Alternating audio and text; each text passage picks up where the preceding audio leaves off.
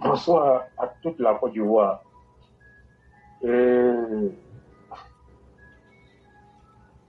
Aujourd'hui, je vais, parce que depuis un certain temps, moi, j'ai pas eu le temps d'intervenir sur la plateforme et jusqu'à ce qu'on parte à Beauville pour la cérémonie d'hommage au président de la République.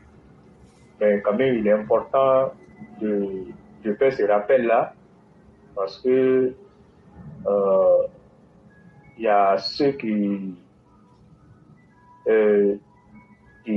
parlent sans savoir et qui disent des choses qui ne sont pas vraies, alors que pour mieux parler, il faut être sur le terrain, il faut avoir vécu cette situation-là pour pouvoir bien parler. Et Dieu merci, depuis samedi 4, nous étions à Beauville pour rendre hommage au président de la République pour tout ce qu'il a eu à faire dans cette zone-là. Et quand on connaît un peu ce qui était cette zone, sous le pouvoir de Laurent Gbagbo, et qu'après 13 ans, tu retournes là-bas, dans toute la Niébi-Tchassa, et tu vois les réalisations du président, je pense que c'était la meilleure occasion pour dire au président merci pour tout ce qu'il a eu à donner à cette région. Je peux vous dire que la cérémonie s'est très bien passée et pour ne pas tomber dans de l'abus, mais je vais dire qu'il y a eu excès de mobilisation. Je pèse bien mes mots, je dis bien il y a eu excès de mobilisation. Et à telle enseigne que à la dernière minute, ils ont failli faire retourner certaines délégations parce qu'il n'y avait plus de place. Et les gens ont dû faire avec parce que, comme on le dit, quand il s'agit du président Alassane Ouattara, et tout le monde sait qu'il n'y a pas de limite et il n'y a pas de contrôle, il n'y a pas de calcul secondaire, comme le disait Philippe Legré, et tout le monde est dedans. Donc, on était dedans le samedi. Et franchement, moi, je tire le chapeau aux populations de la Niébi-Tchassa. Que ce soit de Tchassalé, de Ndoussi, en partant en tout cas toute la Niébi-Tchassa, et puis en même temps, féliciter le comité d'organisation qui était piloté par le ministre Demba Pierre, le ministre de la Santé, qui s'est beaucoup investi avec la collaboration des autres cadres. Et c'est le résultat que vous tous, vous avez vu sur les réseaux sociaux. Et personne ne peut dire qu'il y a eu des trucages, il y a eu quoi. Je vous dis que la mobilisation a été authentique et c'est une réalité. Moi, franchement, je n'ai jamais vu une si belle organisation comme ça, mobilisation, dans une zone qui avait été hostile au président. Je le dis honnêtement. Mais quand on regarde cette mobilisation, on comprend bien qu'il y a vraiment eu du travail qui a été fait. Et qu'aujourd'hui, les gens sont arrivés à la conclusion que la politique, on l'a fait pour le bien-être de la population. On ne la fait pas pour venir servir des discours guerriers à la population. Quand la population te fait confiance et qu'elle t'apporte sa voix en retour, c'est pour leur apporter du goudron. C'est pour apporter à cette population-là des centres de santé. C'est pour apporter à cette population des salles de classe. Mais allez-y un peu dans la Niébi-Tchassa. La route dont Babou est en train de parler de Séchi et au-delà, la route là est presque terminée, éclairée. Mais les gens sont tellement contents dans la Niébi-Tchassa. Et moi, je vais dire ceci aux gens. Il n'y a même pas de doute. Et tous, aujourd'hui, leur souhait, c'est que le président Alassane Ouattara puisse faire une déclaration pour annoncer sa candidature aux prochaines élections de 2025. Mais pourquoi? Parce qu'ils ont gagné avec le président Alassane Ouattara. Là où on leur disait que le grand problème comment on appelle, du département de la Niébi-Tchassa était le problème de route. Mais des gens qui connaissaient très bien le mal de la région et qui n'ont jamais pu apporter une solution à ce mal-là. Mais voilà quelqu'un qu'ils ont rejeté dans le temps, qu'ils ont traité de tous les noms. On l'a traité d'étranger, de burkinabé, de tous les noms. Mais aujourd'hui, c'est celui-là même qui vient vous donner le bonheur dans cette région. Mais il faut être un maso, il faut être, comme on appelle, quelqu'un qui ne réfléchit pas pour encore parler de Laurent Gbagbo dans cette région. Pour encore parler de Laurent Gbagbo dans cette région. Donc, quand on regarde le bilan du président Alassane Ouattara dans la région de l'Agnébi-Tassa, le bilan est plus que positif. Je dis le bilan est plus que positif. Vous prenez la route à Beauville, comme on appelle, Abidjan, à Beauville, mais éclaireur, mais vous pouvez fermer les yeux et puis rouler en voiture pour aller jusqu'à Beauville. Vous pouvez le faire. Mais le travail continue dans l'Agnébi-Tassa. Il y a des centres de santé qui sont encore en construction. Les pommes villageoises qui sont en train de sortir des terres. Il y a beaucoup d'infrastructures qui sont en train de sortir des terres. Mais la politique là, comme je l'ai dit, ce n'est pas du populisme. Et un homme politique, quand il vient en politique et que tu n'es pas vrai, mais avec le temps, tu seras dévoilé. Aujourd'hui, les gens même qui suivent encore Laurent Gbagbo, mais ils savent très bien que ce monsieur-là, c'est un monsieur incompétent, c'est un monsieur qui ne mérite même pas, comme on appelle, d'être président en Côte d'Ivoire. Mais comme on le dit, ce que Dieu a établi pour toi, tu vas vivre ça. Même si tu dois vivre ça de la pire des manières ou bien de la pire des façons, mais tu vas le faire toujours. Dieu a établi ça pour toi. Et c'est dans ça, Laurent Gbagbo est venu au pouvoir. Mais quand on prend tout ça là, regardez lui-même dans sa propre région, qu'est-ce qu'il a pu apporter aux populations? Aujourd'hui, les populations ne respirent que le président Alassane Ouattara. Lui que les gens ont vilipendé, aujourd'hui, il a mis toute la Côte d'Ivoire à un niveau tel que celui qui va venir là. S'il n'a pas la position du président, c'est pas évident qu'il le réussisse. Et ce n'est pas du tout évident. Moi, je le dis honnêtement, ceux qui viennent et puis qui se promènent, qui vont à l'intérieur du pays, ils sont les mieux placés pour témoigner ce que nous sommes en train de dire ici. Tu ne peux pas rester à Abidjan et puis dire que le président Alassane Ouattara travaille. Si tu t'arrêtes ici à Abidjan et que tu félicites le président Alassane Ouattara parce que tu as vu des travaux à Abidjan, je t'invite à aller à l'intérieur du pays. Si tu as vu seulement comment on appelle, le travail qu'il a fait à Abidjan et puis tu as dit que le président mérite encore un autre mandat, il faut aller à l'intérieur du pays. Tu vas lui donner encore 2 autres mandats. Il y a des régions, mais il n'y avait pratiquement rien. Je dis que tout était parti, il n'y avait rien. Mais retournez dans ces régions-là et vous allez comprendre. Je suis en train de dire aux gens que le président Alassane Ouattara, il ne demande même pas à être candidat. Mais sa candidature est déjà propre. Et puis ça s'impose à lui. Parce que le travail qu'il a fait, ce travail-là l'oblige à faire un autre mandat.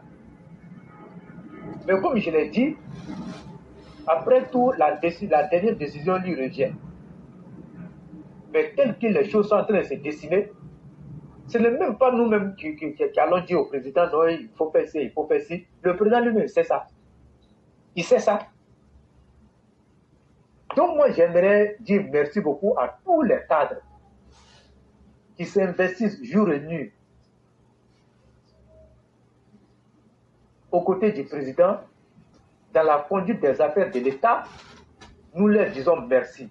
Et ceux qui ne le font pas bien, nous les exhortons en tout cas à faire en sorte que tous tout ce que le président Alassane Ouattara avait, avait émis de faire pour la Côte d'Ivoire, qu'il l'aide à parfaire son développement. De toutes les façons, on a toujours dit, les hommes passent, mais l'État reste. Les hommes passent, le pays reste. Et moi, je vous dis, le président Alassane Ouattara restera à jamais gravé dans la mémoire de tous les Ivoiriens, et même ceux qui vont naître après. Parce qu'ils viendront trouver qu'on parle toujours du président Alassane Ouattara. Comme ce que nous sommes en train de vivre depuis la mort de Félix Houphouët-Boigny, on ne fait que parler de Félix Houphouët-Boigny. Et quand on parle de Félix Houphouët-Boigny, automatiquement on fait le lien avec Alassane Ouattara. Donc ça veut dire que véritablement, le président Alassane Ouattara est le vrai élève du feu le président Félix Houphouët-Boigny. Et donc tous ceux qui sont en train de s'agiter, nous on ne parle pas, mais nous posons des actes aujourd'hui et la reconnaissance que nous sommes en train de donner au président Alassane Ouattara, et je crois qu'il n'y a pas mieux que ça. Je dis bien, il n'y a pas mieux que ça. Et donc, je vous ai dit ici la fois passée, le district des Savanes, je ne dis pas la région du Poro, la région du... c'est tout le district complet. Il va rendre hommage au président Alassane Ouattara le 18 mai, le 18 de ce mois. C'est-à-dire que dans moins de 10 jours, au stade Amadou Gon Coulibaly de Korogo. Et quand on vous dit le district autonome des Savanes, allez-y comprendre que c'est la région de la Bagoué, la région, comment on appelle, du Denguélé, le Bafing,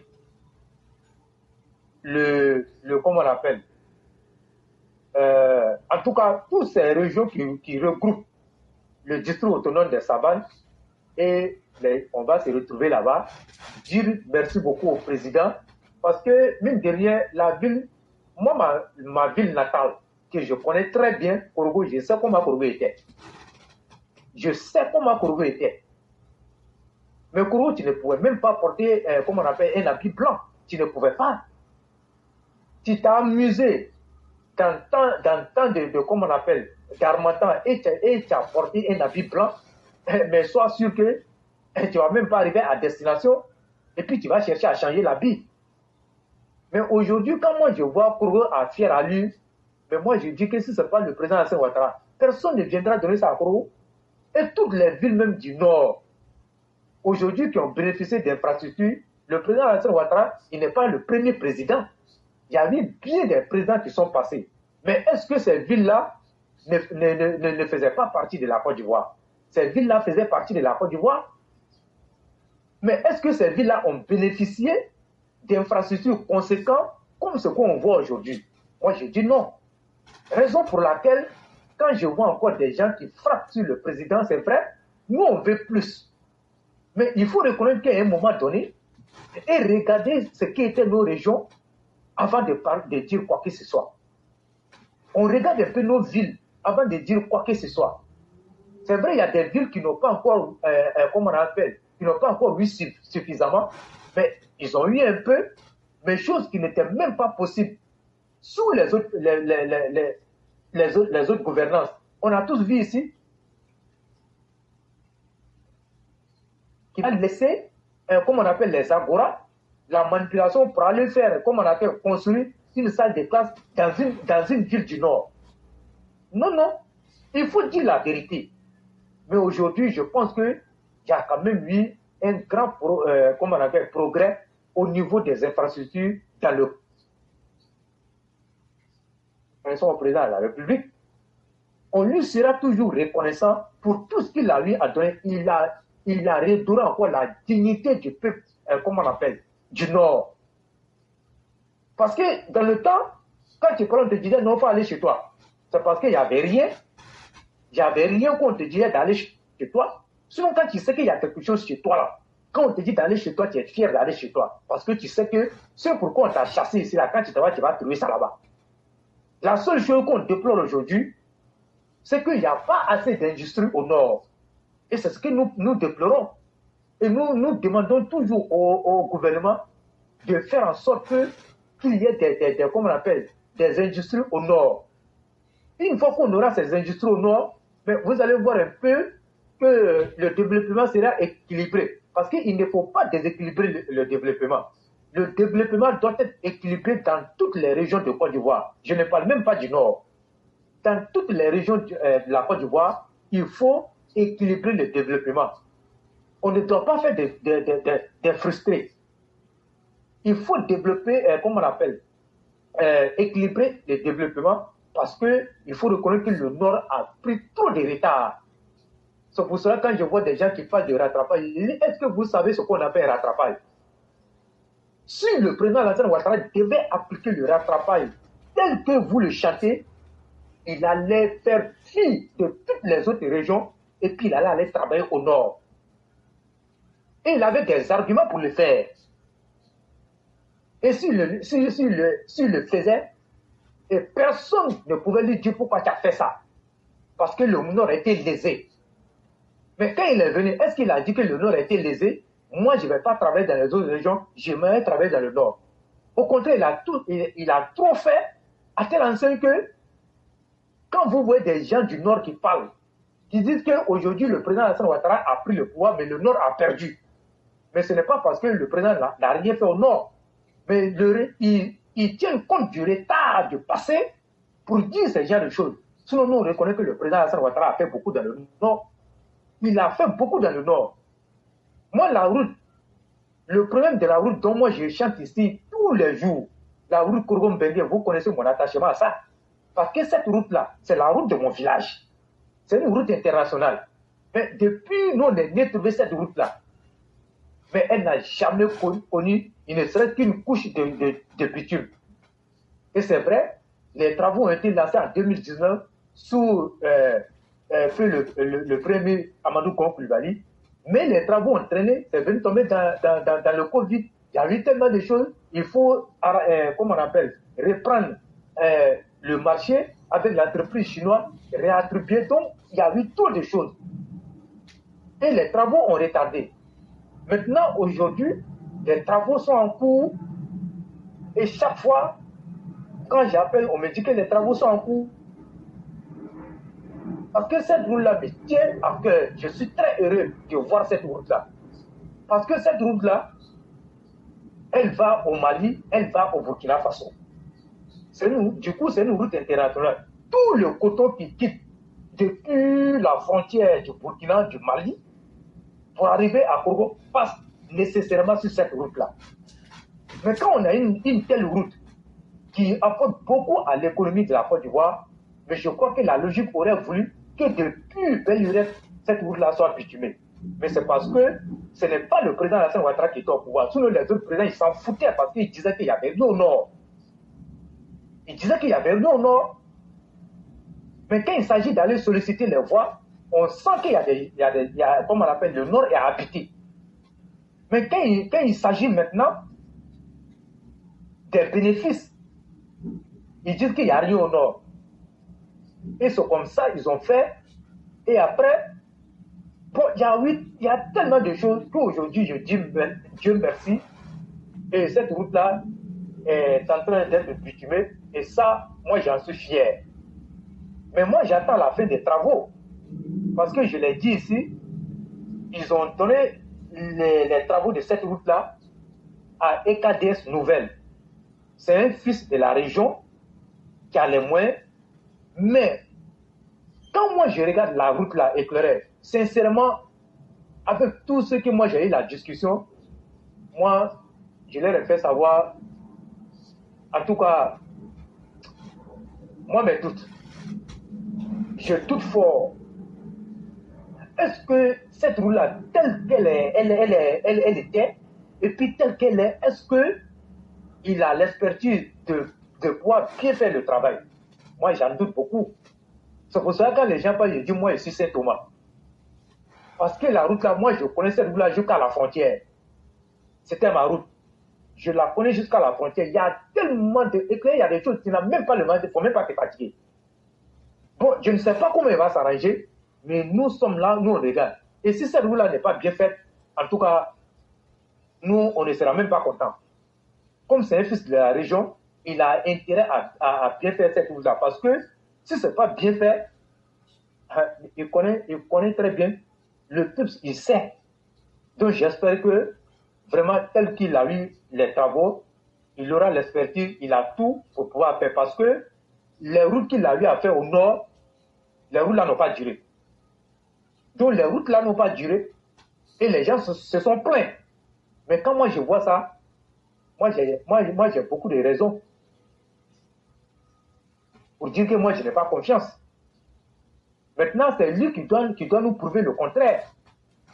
Et ça, je crois que nous, on est là et puis on le regarde. Donc, le 18 mai 2024, on ira au stade Amadou Koulibaly pour rendre hommage au président, pour lui dire merci pour tout ce qu'il a eu à faire dans le Nord depuis qu'il est arrivé. Ce n'est pas encore fini, mais nous, on veut plus. On n'a pas dit de laisser les autres régions, mais nous, on veut plus. Parce que la Côte d'Ivoire, c'est 322 470 km². Donc, personne ne doit te laisser pour compte. Mais tel qu'on connaît le président, il n'a jamais prié. Il n'a jamais préféré, comme on appelle, quelqu'un à l'autre. La simple et bonne raison, on prend aujourd'hui son gouvernement. Prenez bien son gouvernement. C'est toutes les 31 régions de la Côte d'Ivoire qui sont représentées dans son gouvernement. À tel enseigne que les gens oublient ce point-là et par moments on dit que le gouvernement est pléthorique. On dit que le gouvernement est pléthorique. Pourtant, la Côte d'Ivoire, c'est 31 régions. Mais on ne peut pas donner des ministres à d'autres régions et puis laisser d'autres régions. Il faut contenter toutes les, comme on appelle les régions, et puis nommer des cadres. Maintenant, si toi tu es un cadre, tu as les compétences, et tu vois les projets, et que tu as été incapable, il ne serait-ce que d'apporter un seul projet dans ta localité, tu ne diras pas que c'est le président. Je le dis honnêtement, tu ne diras pas que c'est le président. Parce que comme lui ne peut pas tout faire, il nomme des cadres qui connaissent très bien les problèmes des départements, les problèmes des régions, les problèmes des villes. Et c'est à eux de se mouvoir et de faire en sorte que le président puisse se souvenir de tout ce qu'ils auront comme on appelle, à dire au président. Sinon, quand même, il y a beaucoup. Hein. Aujourd'hui, quand je regarde le Akaoulé, mais moi, je dis qu'il fait de la vraie politique. Il fait de la vraie politique. Donc, aujourd'hui, dans une certaine mesure, je crois que, par moment, s'il y a des choses qui n'arrivent pas dans nos régions, et je crois que ce sont les cadres. La politique, comme on appelle générale, là, c'est vrai, c'est l'État qui fait, mais les cadres, là, ils sont là-bas, c'est eux qui doivent dire, voilà ça, je dis, mes populations ont besoin de ça. Mais tant que toi, tu ne dis pas, mais le président ne peut pas aller se promener partout, c'est vrai, il a fait campagne et il a dénombré tout ce qu'il y avait, tout là. Mais c'est à vous maintenant d'impulser ça. Moi, je suis en train de parler surtout au cadre du Nord. C'est ceux-là, aujourd'hui, là, qui font que les gens disent que le président n'a rien fait au Nord. Oui, moi, je le dis. C'est eux-mêmes qui font que les populations sont en train de courir pour dire que le président n'a rien fait au Nord. Pourtant, vous êtes là. Moi, je dis que le président a fait beaucoup au Nord. Je le dis, il a fait beaucoup au Nord. Donc, nous, en 2025, c'est la continuité avec le président Alassane Ouattara. Préparons-nous pour continuer avec le président Alassane Ouattara. Et donc, partout où on peut rentrer et faire campagne, aller convaincre ceux qui sont encore sceptiques, leur dire que le président Alassane Ouattara, c'est le bon choix. Parce qu'on l'a déjà vu à l'œuvre. Mais ceux qui viendront encore vendre des illusions à la population, mais on va leur demander qu'est-ce qu'ils ont fait. Ils ont eu le pouvoir là, qu'est-ce qu'ils en ont fait de ce pouvoir? Raison pour laquelle, quand je regardais, comme on appelle, Live TV avant-hier, et quand Bassirou Diomaye Faye est arrivé et que les experts de Live TV qui disent qu'ils décortiquent l'actualité et que quand moi je regarde ce petit journaliste qu'on appelle Herman Aboua, qui faisait raison d'État, qui a soutenu Laurent Gbagbo, raison d'État, qui a fait tuer beaucoup de personnes, et je le vois, qui dit que le président Alassane Ouattara a bénéficié quand même de la paix, et c'est ce qui a valu que le président Alassane Ouattara construise, qu'on appelle des ponts, et tout ce qu'on voit dans le pays. Mais quand moi je l'ai écouté, moi je me suis dit qu'on a du pain sur la planche. Oui, et clair, on a du pain sur la planche.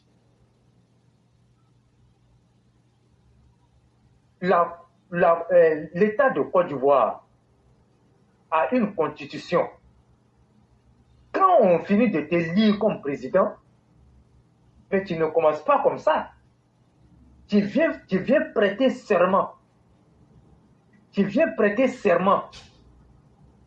Et tu jures sur l'honneur de défendre le peuple de Côte d'Ivoire, de défendre le territoire national. Et que, en retour là, si tu n'arrives pas à remplir tout ce que je viens de citer, le peuple doit te retirer sa confiance. Mais quand toi tu as juré sur la Constitution, Herman Aboua, quand ton Laurent Gbagbo a juré sur la Constitution de défendre l'intégrité du territoire, mais qu'est-ce qui s'est pu bien passer pour qu'une rébellion vienne envahir Laurent Gbagbo? N'a-t-il pas prêté serment pour défendre l'intégrité du territoire, pour défendre la Côte d'Ivoire contre les ennemis? Il n'a pas prêté serment pour ça. Mais c'est-à-dire qu'aujourd'hui, toi, éclairé, quand tu dis que tu veux quelque chose, tu te donnes tous les moyens de contrôler et d'avoir cette chose-là. Mais si toi, tu dis que tu veux quelque chose et que tu n'as même pas pu faire, comment on appelle, réunir toutes les conditions, les moyens de ta politique pour avoir cette chose-là, mais tu es incapable. Et ça, la famille doit te retirer sa confiance. Et c'est ce qui a été le cas de Laurent Gbagbo. La rébellion dont tu parles, lui-même, il avait dit que lui voyait le dos des nageurs, non? Herman Aboua. Mais il a passé tout son temps à la rue Princesse à Yopougon. Mais quand on dit gouverner, c'est, comment on appelle, c'est prévoir. Quand tu gouvernes là, tu dois sur le qui-vive. Mais il ne se passe pas de jour sans qu'on n'ait pas d'une tentative de coup d'État sur le pouvoir du président Alassane Ouattara. Mais est-ce que le président Alassane Ouattara a dit oui, ils sont en train de chercher à renverser mon pouvoir, voilà pourquoi je ne travaille pas? Il n'a pas dit ça. Et il n'a jamais voulu que les gens sachent qu'il y avait une tentative de coup d'État. Quand il y a une tentative de coup d'État, vite fait les gens étouffent ça dans l'œuf. Et puis on continue le développement. Mais Laurent Gbagbo était au pouvoir et puis il jouait en même temps le rôle de l'opposition. Il était président et il était opposé à lui-même. Mais quand tu laisses une rébellion venir t'envahir, parce que toi-même tu tirais ton compte dans cette rébellion, et cette rébellion allait te permettre de bien voler, et c'est ce qui s'est passé. Donc quand moi je vois Herman Aboua qui dit des choses comme ça, mais moi j'ai mal, j'ai très mal éclairé. Et moi je dis, le président Alassane Ouattara, il a imposé la paix. Il faut dire à Herman Aboua que ce Gbagbo ne sait pas ce qu'on appelle le pouvoir là. Ce qu'on appelle être président, la qualité, comme on appelle la fonction de président, Alassane Ouattara, lui, c'est ce qu'on appelle être président de la République d'un pays. La fonction de chef d'État, le président Alassane Ouattara connaît. Il connaît la valeur de ça. Parce que le pouvoir ne l'a pas surpris. Mais comme le pouvoir a surpris Laurent Gbagbo, il ne pouvait pas connaître la valeur du pouvoir. Il ne pouvait pas connaître la valeur, la fonction d'un chef d'État. Raison pour laquelle il a été balayé par la rébellion. Et ça, c'est une honte pour lui. C'est une honte pour ses partisans. Et ça doit être une honte même pour le peuple de Côte d'Ivoire. Parce que ce type-là ne méritait même pas d'être président. Et j'ai dit, mais même il ne serait qu'une minute de la Côte d'Ivoire. Quelqu'un que le pouvoir a surpris, qu'est-ce qu'il pouvait apporter à la Côte d'Ivoire? Mais regardez tous les jours, les gens se lèvent pour déstabiliser le pays. Mais malgré ça, regardez les grands chantiers. Et c'est ça qu'on appelle un homme vrai, un homme pragmatique, un homme qui sait pourquoi il est venu au pouvoir. Et donc, je crois qu'aujourd'hui, le Dieu, comment on appelle, le temps étant l'autre nom de Dieu, tout le monde a fini par comprendre que la Côte d'Ivoire a perdu 10 ans cadeau. 10 ans cadeau. Dans une manipulation, le tout couronné par une propagande, comme on appelle, machonzière. Les jeunes qui étaient maintenus, comme on appelle, dans les agoras. Et c'est là-bas qu'on leur donnait les emplois. Rien que pour défendre le pouvoir. Mais depuis l'avènement du président Alassane Ouattara, vous avez une fois entendu parler d'un agora. Les jeunes n'ont plus ce temps-là. Donc moi, je vais dire à Herman Aboua et ceux qui ont encouragé Laurent Gbagbo et ceux qui chantaient les louanges de Laurent Gbagbo, le temps-là est révolu. Laurent Gbagbo était un incapable notoire. Et ça, moi, je pense que le peuple même devait poser plainte contre Laurent Gbagbo parce qu'il a trahi le peuple. Il a trahi le peuple. Il n'a même pas pu défendre le territoire. Mais le président Alassane Ouattara, lui là, faut lui dire à quelqu'un qui est en train de nager, il va aller t'attraper là-bas. Lui, il ne voit pas le dos du nageur. Hein. Dès que même il entend bruit même dans l'eau, là, il va venir t'attraper. C'est ça qu'on appelle un homme. C'est ça qu'on appelle je suis à la tête d'une famille. Oui. C'est ça qu'on appelle je suis à la tête d'une famille. Donc je crois que ça, là, il n'y a même pas de problème. Mais lui, Brice Kandé l'a déjà dit, André Sylvain Kona. Mais son problème, lui, il a déjà connu. Il a été chassé de la primature pour insuffisance de, comment on appelle, de résultats. Il était chargé de communication à la primature quand quelqu'un était là. Mais comme il a été chassé comme un malpropre, parce qu'il ne travaillait pas, il ne produisait pas de résultats, c'est ce qui lui fait mal. Et quand il dit que lui, il a été toujours pour que, comment on appelle, les trois grands se retirent, père à son âme, Henri Konan Bédié qui n'est plus de ce monde, mais quand il le dit, ne pensez pas que lui, il veut que Gbagbo se retire ou bien Bédié se retire. Hein. Lui, quand il le dit, il fait allusion directement au président Alassane Ouattara. Il fait allusion au président Alassane Ouattara. Pour lui, il ne faut même pas que le président Alassane Ouattara soit encore candidat pour prolonger lui encore sa souffrance. Lui encore, comme on appelle sa haine. André Sylvain Kona, le président Alassane Ouattara est là. Le président Alassane Ouattara est là. Et quand il dit que oui, il va faire 4 mandats à Outa, si le président Alassane Ouattara est là, donc c'est Gbagbo qui va être candidat. C'est Gbagbo qui n'est pas sur la liste électorale, qui ne parle pas de ça. Et c'est celui-même qui est éligible là. C'est son cas qui te fait mal. Il faut que lui, il se retire pour que lui qui n'est pas sur la liste électorale soit candidat. Et si Laurent Gbagbo prend le pouvoir, il est quelle heure? Il est 1h15 ici à Abidjan. S'il prend le pouvoir à 1h16 minutes, à 1h17 minutes, Laurent Gbagbo n'est plus président. Je le dis et je sais de quoi je parle. C'est terminé pour le mais il ne va même plus avoir cette occasion-là. Ça, c'est fini ça. Même Blé Goudé ne sera pas candidat. Quelqu'un même qui n'a même pas récépissé de son parti politique. Vous voyez comment on prend des gens pour venir s'asseoir sur des chaînes de télévision pour manipuler les esprits. Et je ne sais même pas à quelle fin ils le font. Je ne sais même pas à quelle fin ils le font. Mais les Ivoiriens ne sont pas dupes, comme je l'ai dit. Je ne vais pas me répéter. On voit clair maintenant. La politique des années 2000 ou bien des années, je ne sais quoi. Toute cette politique est révolue. Aujourd'hui, tu vas dire à un jeune, sors. Il va réfléchir par 2 fois. Si je sors là, j'ai quoi à la maison à manger?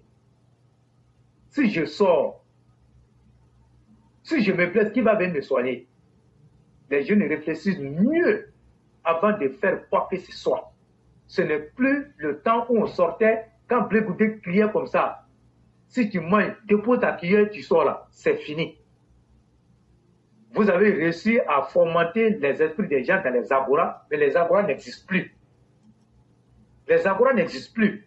Ivoirien, le jeune Ivoirien aujourd'hui veut entreprendre. Le jeune Ivoirien aujourd'hui veut avoir l'occasion de créer sa propre entreprise. Le jeune Ivoirien ne veut plus aller s'asseoir dans un agora. Ça, c'est terminé. Donc, je crois que le candidat idéal, c'est le président Alassane Ouattara. Moi, je le dis honnêtement. Tu as parlé de la manipulation de Tidjane Tchab.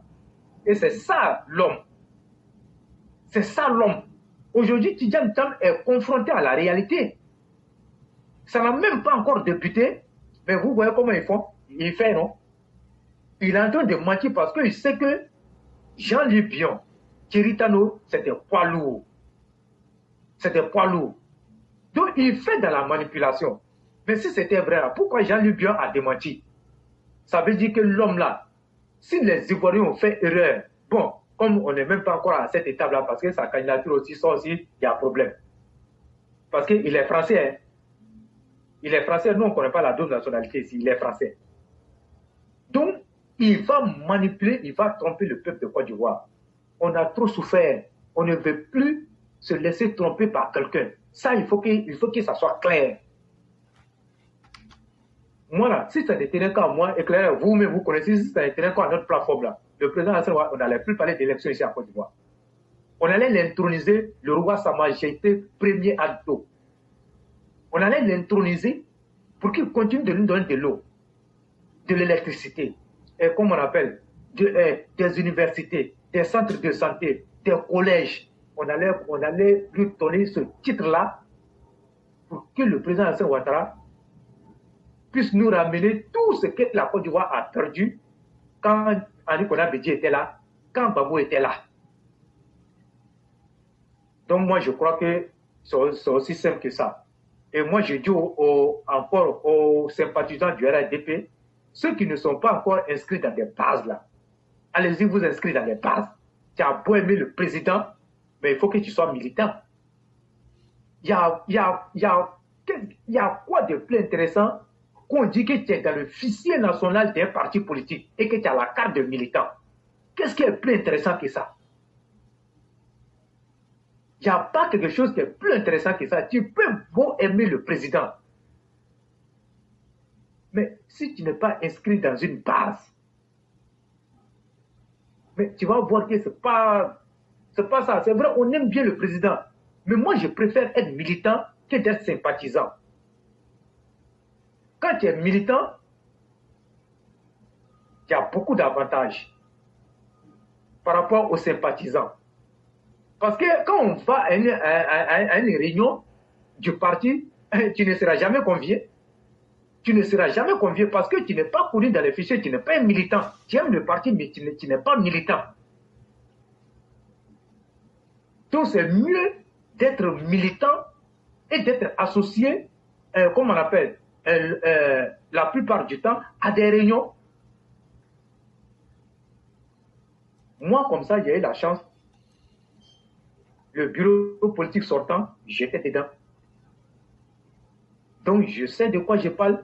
Et c'est tellement une fierté.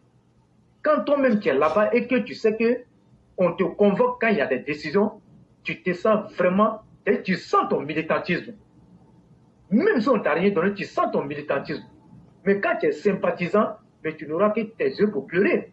Parce qu'il y a des choses qu'ils vont faire, mais si on ne t'a pas associé, eh bien, ça sera contre toi. Éclairé, merci, je m'arrête là.